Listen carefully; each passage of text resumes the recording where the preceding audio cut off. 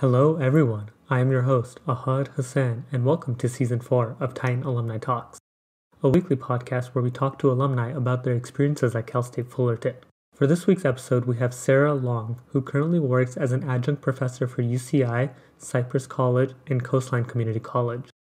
She graduated in 2015 with a Bachelor's of Arts in History and a minor in Anthropology, and she also received her Master's of Arts in History in 2017. Listen as we talk about how she earned the nickname the Makeup Historian and why she chose history as her field of study. You can catch these episodes live at 11 a.m. on Tuesdays at titanradio.org, or you can watch all past episodes on our YouTube channel at youtube.com/CSUF alumni. Thank you so much, Sara, for joining us on the podcast today. Yeah, thank you for having me. I'm really excited. So far at Cal State Fullerton, you got 2 degrees from there, your bachelor's in history and also your master's in history. So what kind of made you lead into that field of history?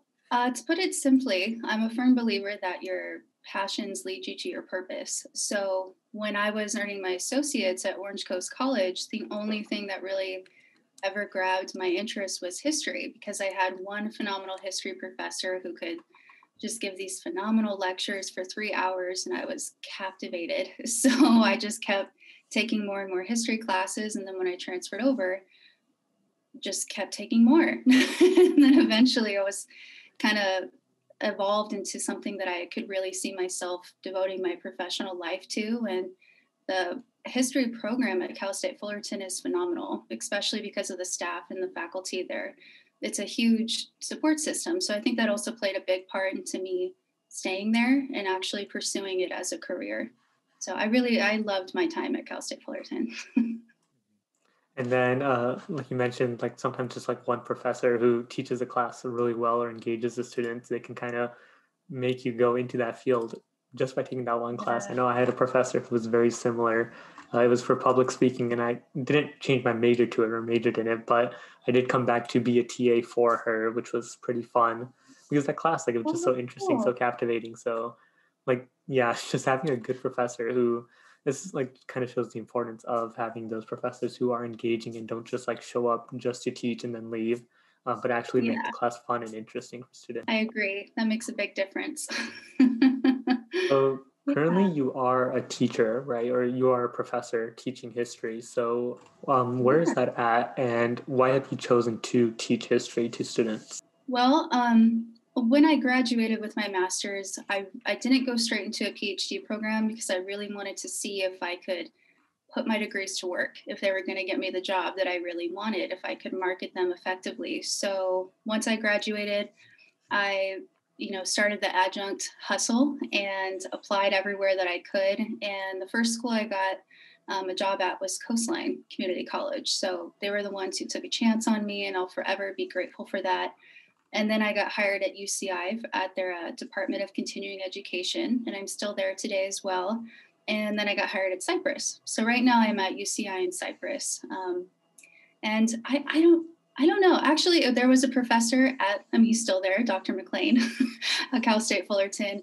I'll never forget, in one of his classes, he said that teaching it's a calling. It's something that picks you. No one really some people do, but when they figure out the finances, it kind of deters a lot of people. Maybe I'm not going to have the most lucrative career ever.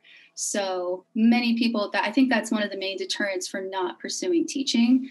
But I never forgot when Dr. McLean said that, and it's always been in the back of my mind. I really do think teaching is a calling, and then I wanted to teach what I was passionate about, and because, like you were mentioning earlier, those instructors who were passionate about their field, they had a lasting impact, and I wanted to do that for my students as well. I wanted to pay things forward, and honestly, I think it kind of depends on how you look at it. But to me, one of the biggest takeaways from studying history is this realization of just how short your time on Earth really is. And a lot of people don't really pursue what makes them happy or what they're passionate about. And I wanted to give myself a shot to go for that. And teaching history was what made me happy. And so that's pretty much the main reason. It's just, I like what I do and I'm happy, and it doesn't feel like work. So I enjoy it. That's the main reason, I think, why I ultimately decided to give it everything I had. And then, so you have this like title, and especially with your podcast as well, saying that you're a makeup artist who turned into a history teacher, or you're the makeup historian. So when was Yeah. this like passion for being a makeup artist? So this was like before you started at Cal State Fullerton? Yeah. So, well, I'll try to do the spark notes of the backstory because it eventually became my nickname. But the whole reason that happened was because when I was 18 years old, I had absolutely no desire to go to college whatsoever, which is very ironic because I'm still there. So, but I just never left. But I remember telling my mom at 18, like, I don't think college is for me. And basically, she was kind of like, you're going to college. So we basically made a deal because I was really passionate about makeup when I was 18. I was like, no, I want to be a celebrity makeup artist because I had been a painter my whole life and it was a easy transition. So, I was passionate about all of it. And I made a deal with my mom that if they would pay for makeup school, I would go get my bachelor's. And that was the trade-off. But then eventually I started taking more history classes. So it was kind of strange because I pursued both careers kind of at the same time and not really knowing where they would go. So when I would work, and I primarily worked at Mac, and I remember I was working there pretty much the whole time that I was earning my degrees at Cal State Fullerton. And I would tell all of my friends at the Mac counter, that I was a history major and taking history classes at night and commuting all the time. They would look at me like I was crazy. Like, I just didn't take you for a history person. And then I would go to my history classes and tell them, yeah, I work at the makeup counter. And they would look at me like, what? So it was really weird. But then that's kind of why I always go back to, I think your passions really do lead you to your purpose. And I think it's important to follow your intuition because the path you're pursuing, the one that's your true path, it won't always make sense to people. But if you keep going with it, eventually those things all come together and you can put it into a nice little career. Just wondering how you got that name, and it seems like because you Oh, were working part-time and also had like the passion for makeup while also like taking yeah. those history classes and majoring in history.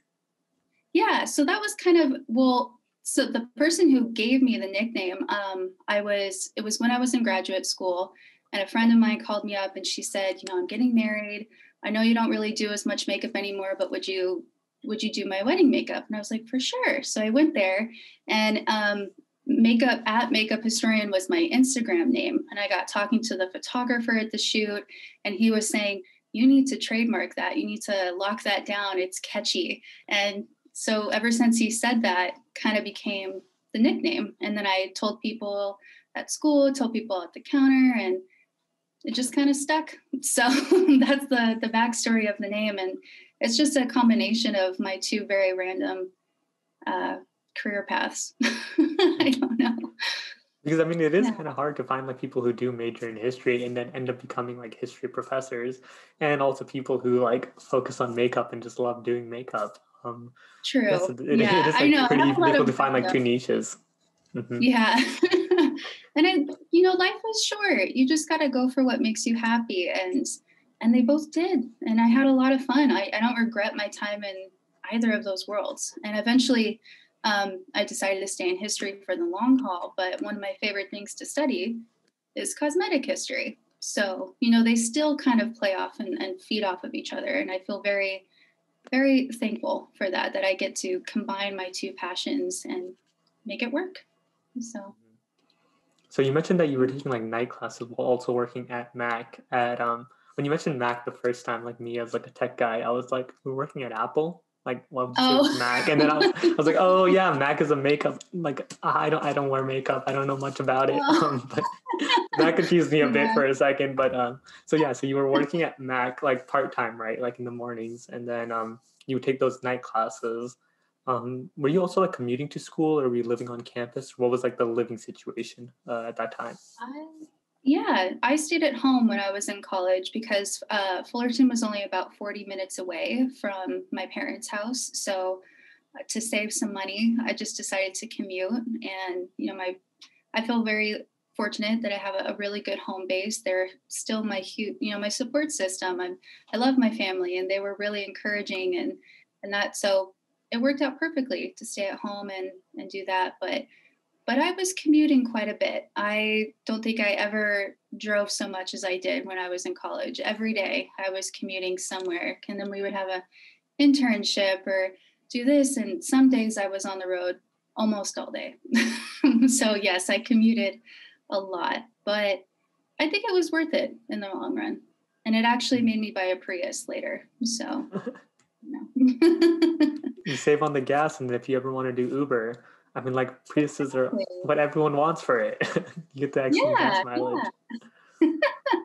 Exactly. So you were working part-time, taking night classes, commuting, and I noticed like you did quite a bit of activities on campus as well. And correct me if I'm wrong, but you were part of a sorority as well.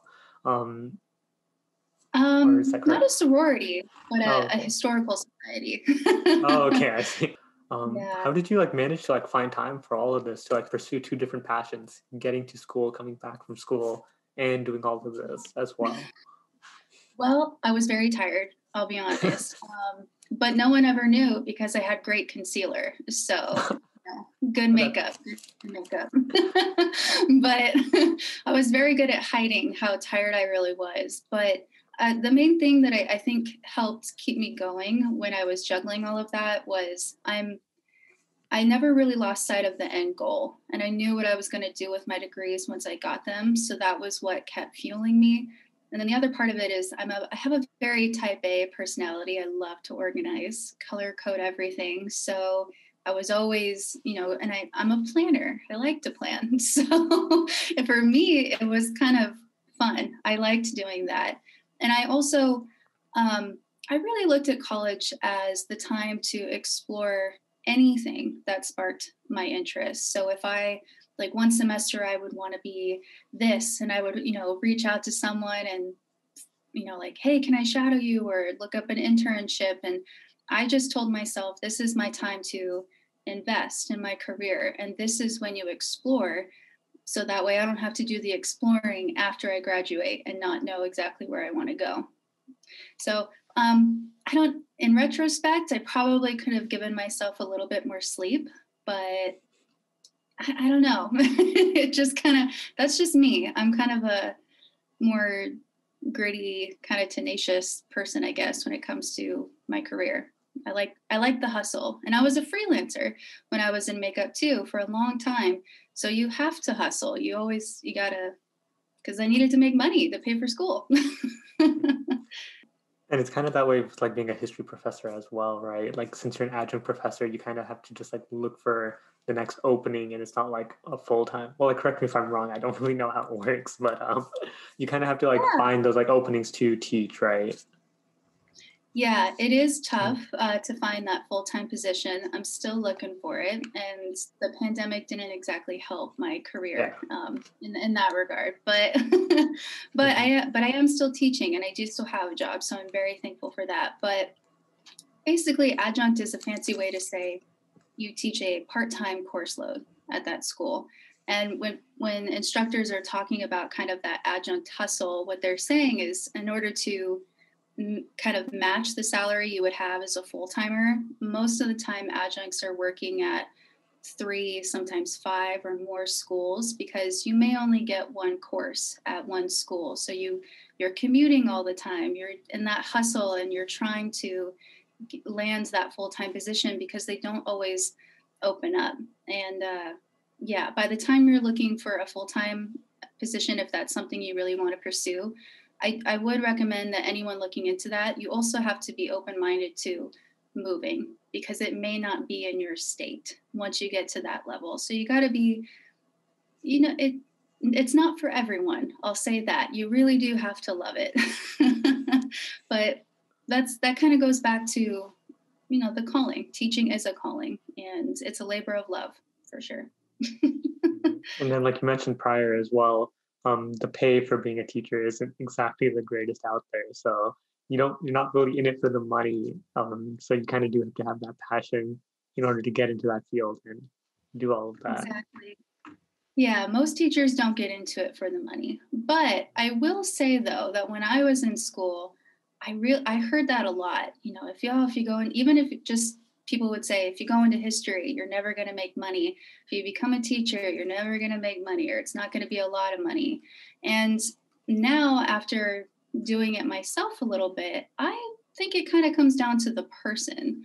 So I think that's a very common phrase, but I don't really like that narrative so much. I think it comes down to how a person markets their education, what they can bring to a school, what type of research they conduct.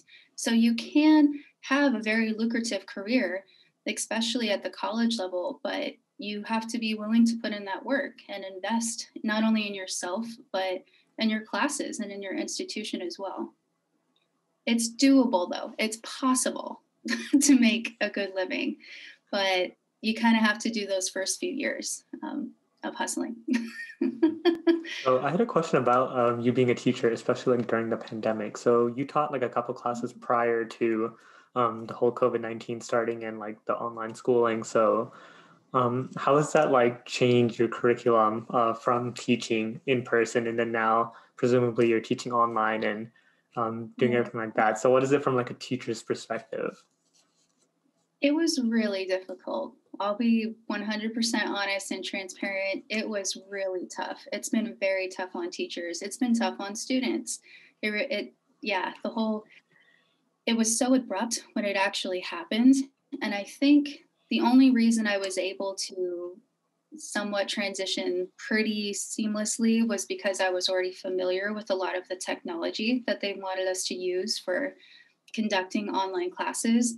But it really forced me to become a better teacher. It was either kind of basically, I think educators were presented with kind of this sink or swim moment. You know, either we're going to get lapped and kind of lost, or we as educators can adapt to the different types of technology for the sake of our students. And many of us did. And I wish more people knew that just how much instructors really put in to trying to make their classes the same, you know, feel the same that they were when we were in person. But it was abrupt, and many of us didn't have a lot of time to do training on that. So a lot of it was instinctive. But then I think the other part that was really difficult, at least for me, was at times I would feel very helpless because I would see my students going through some really tough things. And it was really hard to feel like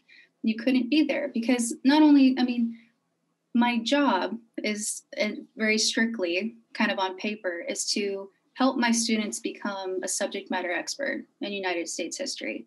That's the, you know, very blunt description. But as a teacher, I really care about my students. So that was hard because we lost that human connection and community, and it was even more difficult last semester when everything was completely online. And I had some students where I'd never seen their face, didn't know anything about their personality. It was challenging. But it now I actually think in the long run that I have taken away a lot from the whole experience. And it, you know, it helped me actually rev up my curriculum and my classes and come up with new strategies. So overall, I think it did help make myself a stronger educator, but it was a challenge to say the least. It was not easy, but it's okay. And we, you know, you got to keep going, put on a good face, because if the instructor doesn't have a plan, why would the, you know, I know how that feels as a student when your instructor doesn't really know what to do. That's not fun either. So I'm very proud of all the people that I work with and all of my fellow educators. We've put a lot into this, and I wish more people knew that. Yeah, I mean it's kind of like easy as a student to get what's like tunnel vision and only see it from like our perspective, like, oh, this class is so hard, like the teacher's not doing anything to make it easier, but in reality like it's tough on you guys as well.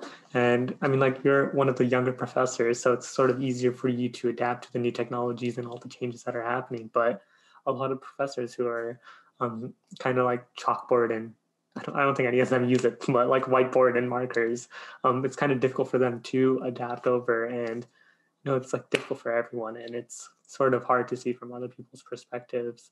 And like you mentioned that you kind of, well, you are a student currently, right? Getting your Yeah. PhD. So um, why did you decide to get your PhD? And was it like because of the pandemic, or did you already have it in mind beforehand? Yeah, I didn't jump straight into it because I wanted to see Hmm. if I could actually get that job and if I liked it. I was like, if I don't like teaching, then I don't want to get my PhD because that's the main reason. When you get a PhD, basically what you're saying, this is what I'm devoting my entire professional career towards. This is it. You're really investing in yourself and in that particular field. And I just wasn't 100% sure when I graduated with my master's if that was what I wanted to do. I wanted to test it out a little bit. But then about 2 years into it, I was like, I really love this. And I want to keep doing this for my whole career. I think this is it for me. I'm really happy. So I decided it was already in my mind to look into a PhD program. But before the COVID, whole shutdown happened, I was commuting all the time again as an instructor, like I had been when I was a student. And when we were all at home and everything was online, it was actually an opportunity for me to even have the time to apply or even think about it. And it allowed me to manage teaching the course load that I was taking on, but also to enroll in classes myself. So, in a strange way, I don't know if I would have had the opportunity if that hadn't have happened at that particular moment of my life. I probably would have had to wait a few more years before I could go back and get my PhD. So, in that regard, learning everything about online teaching was really, really helpful. But that's also why my heart really goes out to my own students, was because I was right there with them in it. I was a student as well, and I knew how tough it was to be on the other side. And I think that also really helped me become a stronger educator. And I remember the professors that I had, the ones who never stopped being a student, they always were learning, always researching. They were always my favorite because I felt like they understood what I was going through when I was a student. So I took that to heart as well. It was a little chaotic in the beginning, but I also don't believe that um, ready is, I don't think anyone is ever truly ready for that next big step. I think you can be prepared, but personally, to me, ready is a myth. So I think it's important to, when you feel like you're as prepared as you possibly can be, it either comes down to, are you going to take that jump or not? And that was my shot for me personally to get into a PhD program, and I took it, and I'm very happy. I'm it's a challenge, but it's a good thing, and I know what it will look like after, even more so now. So that gives me some reassurance and helps me get through any challenges. Yeah. Mhm. And then is this like program an online program, or is this also one that you have to go in person for? It's online right now, but it's designed to be in person. Oh, okay. So that's another weird thing too, to have Mhm. started a program at a school and I've never set foot on the campus. That's a little weird, Yeah. but I'm at Claremont Graduate University right now, and the instructors there are absolutely phenomenal. They've done an amazing job, and all of their staff there too. They've made me feel as if I was there in person. So I feel very lucky that I got another good kind of history family, another good history department like I had at Cal State Fullerton, and yeah. Yeah, so I mean, like it's happening to a ton of students as well. Like, high schoolers going into college or maybe college students graduating, they're kind of missing like the end of like what they're getting into, and also like middle schoolers, elementary as well. Getting into that next stage and doing it online, it is a difficult transition. And I mean, like all you can do is just like hope for the best and just, I mean, like the vaccine is out, so hopefully like this right Yeah, before summer will be the last time we have to deal with online, before we go in person again. I'm But yeah, hopeful. it must be like difficult. And then, so what do you think would be like the commuting? Are you planning to also take like night classes, let's say in the fall, while also teaching? Yeah, when we do all go back to teaching, and going to classes in person, I will probably have to bring it down to myself only taking maybe one course a semester because I got my loyalty is to my students and I got to be there for them. So I'll probably be commuting on the weekends, doing like a weekend or a night class. It's probably going to be like grad school 2.0. Only just I'm used to commuting at this point. I'm okay with it. And now I have the Prius, so it's a little different. It's better on my pocketbook than it was when I was getting my bachelor's and master's. That was pricey. It's like the same thing as your bachelor's. It's a little bit less makeup and a bit more history as well. Yeah. And now it's time to ask her the quick-fire question. I'm ready. All right, so the first one, these are pretty difficult. Coffee versus tea. Oh my gosh, actually that is difficult because I'm sorry, I'm American. I like the coffee. Coffee's my go-to. What do you think was better, your undergrad, your graduate, or let's say like your doctorate? I'm gonna go with Claremont on that one. See. So are you an early bird or a night owl? Night owl. You're a night Definitely owl. a night owl. So do you prefer math or language arts?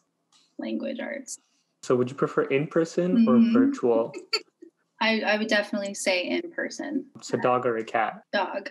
Do you prefer a phone call or a text message? Phone call. So do you prefer waffles or pancakes? Waffles. So do you prefer online shopping or shopping in a store?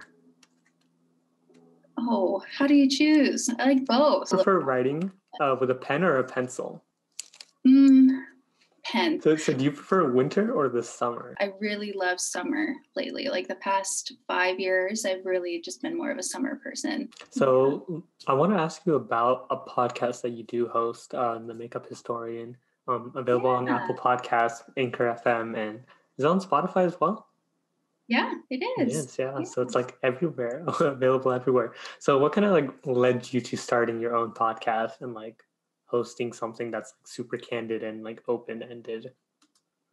Yeah, well, one of the main ways that historians themselves, or an archivist for that matter too, can contribute, like actually create sources to give back to their field, is by conducting oral history interviews. And it's definitely one of those more proactive facets of our field as well.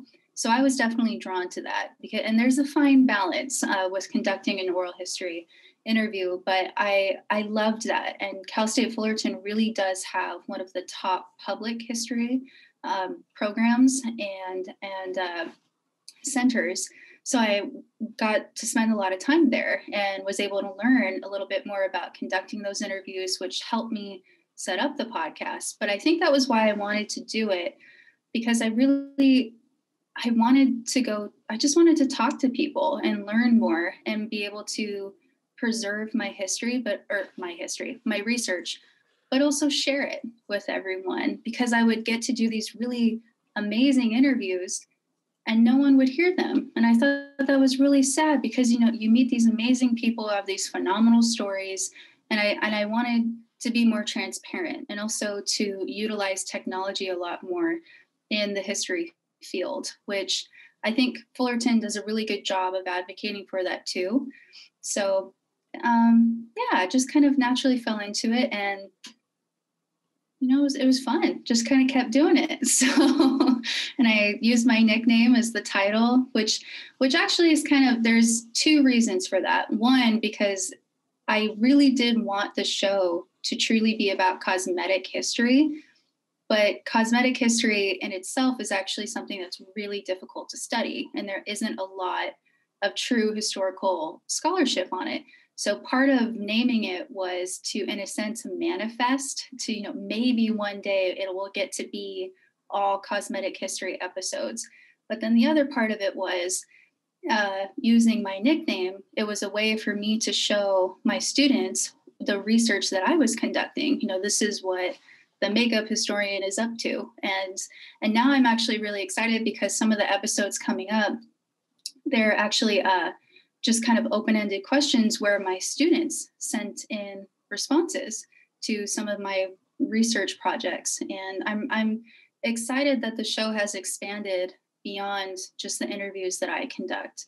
It's a very, and also too, I always got the sense when I was in school that historians were a little difficult to contact. They weren't always you couldn't always call up a historian and be like, hey, do you know like what's going on here? Can you research this for me?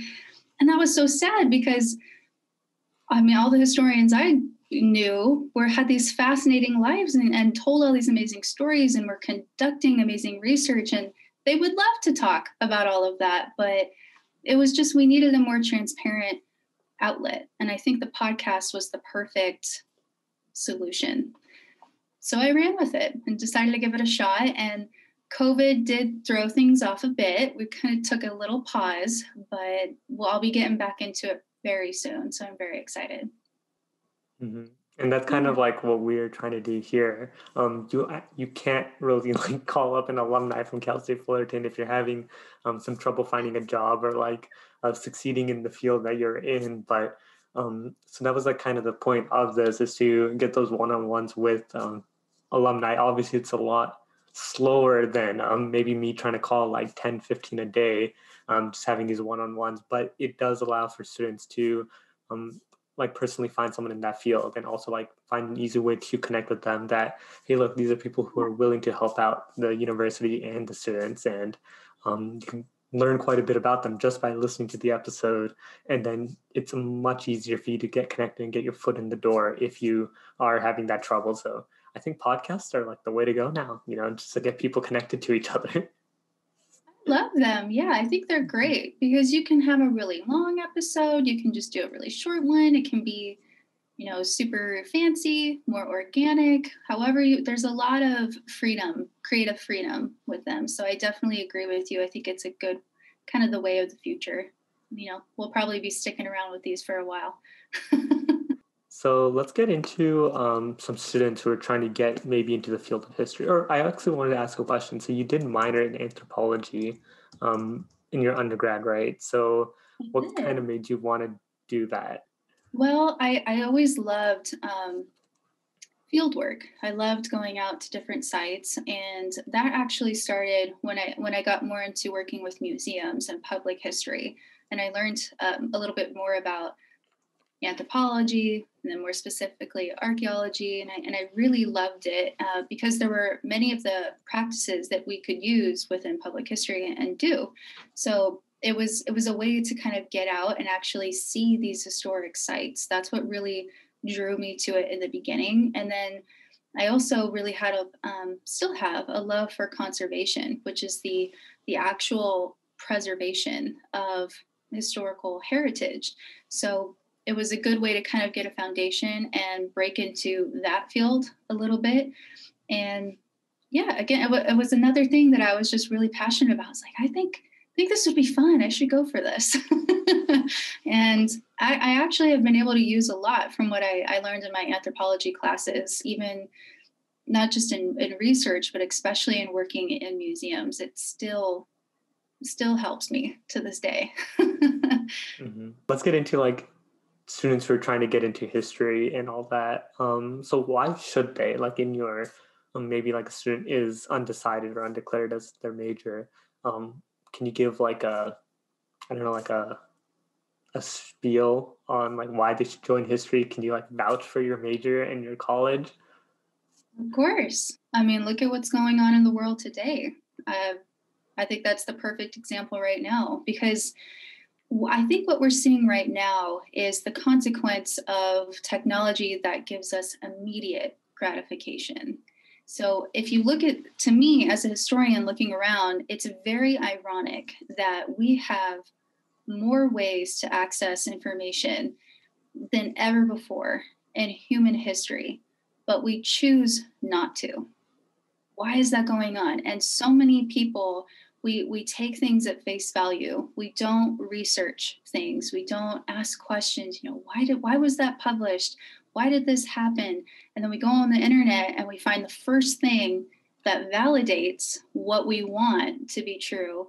And that's kind of it. And there's really nothing to, really kind of keep us in check. But that's where historians come in. because this is what we do. We research and we preserve the past, and we're collecting information about all viewpoints, all of it. And I think it's really important. We're seeing how quickly a nation can actually forget their own past and the consequences of that, how easy. And it's not to sound cliche, the whole, you learn so that way you don't repeat the past. I think it's so much more than that, especially because we're living through this digital technology revolution. And in actuality, historians for a while were having a really tough time adapting. And I think that's why so many people were saying, you can't make a living out of it. I can't do this. But that's absolutely not true. And especially just even if you didn't want to actually become a historian or a history professor, it's one of the most marketable degrees, hands down. You can take it to so many different places because of the analysis skills that you take away from it and the writing skills. So it's very marketable if you wanted it just for that reason. But on a more personal kind of soul-searching note, I think if you just take a look around the world right now and how immediate gratification is really harming us, it's making us very complacent, and we're not validating a lot of information anymore. We're living in this age of, just to me, it's really sad. So I would say that if you want to actually be able to conduct research, like even just for elections, for example, so many people vote a certain way just because they're registered under a certain political party, but not too many people actually go and research that specific proposition or a certain policy, and they make the assumption, well, this is my party. I'll probably like this because it says that this party endorses it. How do you know that for sure? And you can do the research pretty easily. We have access to a lot of different things, but we don't. We've become complacent. So I think that's one of the main things, that it's still really important to invest in historical research and historical programs, because and public memory really is only about 20 to 30 years old. And then after that, things get really fuzzy. People start kind of filling in the gaps with whatever they desire, and that's problematic as well. Let's talk about what success means to you, and sort of how has that idea changed, maybe since you were a student now. Well, I mean, you still are a student, but now you're kind of a teacher with a career ahead of you and working as a teacher. So how has the definition of success sort of changed for you? As a student, I definitely thought success was measured more so by money and materialistic things and status. And it sounds so silly to say that now, but that's the honest truth. That's how I measured success. I wanted that certain position, that title, and that salary. That was what I was gunning for. And I told myself at times, this is why you get the degree. This is what you do. And so that way you can get the job and live comfortably. And now, absolutely not. My definition has totally changed. Are those things necessary to live comfortably? Yes. But I actually think when you view success based on your happiness and the quality of life and how you make others feel, those things that, the materialistic things and the money and those titles, those kind of eventually come to you when you change your mindset, because you're attracting different things, more positive things that will give you more opportunities. So now how I measure success is not only my personal happiness and kind of overall health and mental health, but it's the impact that I have on others. Did I make a positive impact? And if I inspired someone to go for their dream, to not live in fear, to chase their purpose, whatever that was. If I helped them learn more about history so that way they could really understand who they are, that to me, that's success now. The impact that I have as an educator, just as a person. And I think about it this way quite a bit. If I'm lucky enough to live a really long life and I'm gray and wrinkly, what do I want to say? Will I be happy? So whenever I'm thinking about the next big move or a certain decision, I always think about it that way. Will I be happy later in life that I did this? And if the answer is yes, then I continue on with it. And if it's no, if it's in the grand scheme of things, if it's not important, then I just don't waste my energy on that anymore. So as a student, it was about material things and money, but now it's so much more about the impact that I have on others, and that it's in a positive way, and that I'm happy because life is just really short. Happiness and health, that's the main thing right now that I would kind of measure success. And this kind of like ties into like some volunteer experience that you have done at like a couple of museums as well, Yeah. where it's not like there's no money involved in it. You're just kind of doing it to help others, or maybe even in some cases like inspire others, and just build a community out of it without like any real monetary gain from it. Yeah, that's true. And yeah, with the internships, I didn't make any money. There was no money to be. But I will say, though, there's no money in the beginning. There can be money later. So many students, I think, overlook internships and their importance because there's no dollar amount right then. And as a student, money is tight. I get that. It is really tough to pay for school or to work and go to school. That's a difficult challenge as well. But it's about the doors that it opens later and the networking opportunities that you have and that you're creating for yourself. Because I worked at Rancho Los Alamitos. I did a whole archival project for them, and there was no money there. But the curator at the time later became the director, and she introduced me to one of my future bosses. So I did get a job as a result of that internship. So there isn't always immediate, money, but there can be. So I would definitely recommend to students, do not overlook the importance and the power of internships, but also do your research and really advocate for an internship somewhere where you really think you might want to end up, because you very well could. It could open the door there. But you got to invest in yourself, and you have to advocate for yourself as a student. I think that was something I had to learn the hard way. I didn't do that so much when I was earning my bachelor's, but in grad school, and definitely now, I see the importance of it. I got much better at it. Mm-hmm. Yeah. So to end it off, I wanted to ask a question. What was your favorite memory at Cal State Fullerton, or like experience that you had over there? I have so many. I made some of my best friends there. I love lots of happy memories. But I think the most profound, I have two, but I'll try to, there's one moment I took a class with, her name is Dr. Burnell. She's amazing, still there. And I'll never forget it. I took a winter course with her, and she's a phenomenal instructor, phenomenal historian, but her class was not easy. Not easy. I never worked so hard as I did in her class.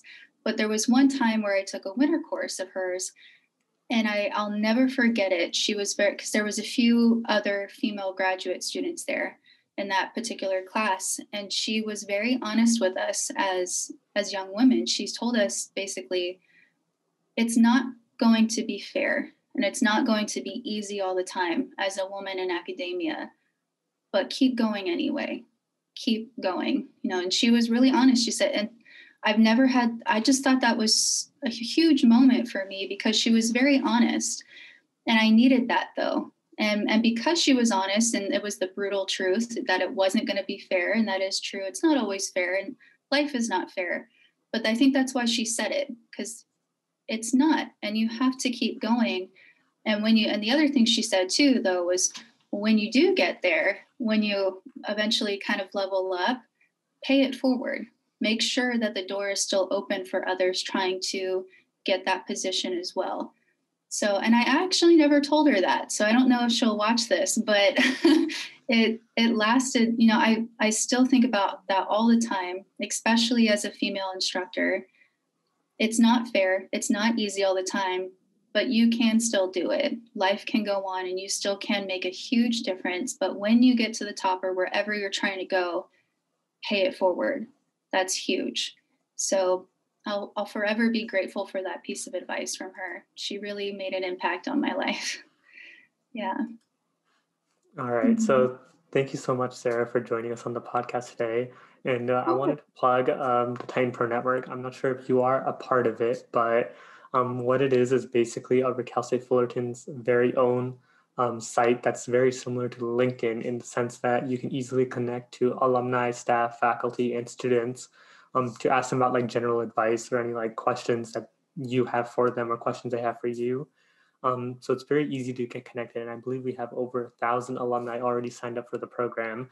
And it's just very simple to give that advice as an alum, or maybe just like if you want to ask students, or maybe you want someone to shadow you, or give any like tips about history, about to these students. It's just like very simple to do so. So if you sign up yeah. for it, then I'm sure like a ton of students will want to ask you questions about maybe even this episode as well, and just like where to go with their history degree, because I know you and Raymond, even though you guys graduated around the same time, you both took like different career paths, which is like Yeah. pretty interesting from like the history degree. So it just kind of shows that just because you're a history major does not mean you have to be a history professor. And there's a lot, like I think you mentioned prior, that it kind of builds a skill set taking or majoring in history and graduating with it. You kind of do have that skill set that allows you to participate in a lot of different activities and work in different fields that are completely unrelated to history in itself, but you kind of obtain those like skills from doing that. So yeah, so thank you so much, Sarah, for joining us on the podcast. And yeah. Yeah. Of course. Thank you.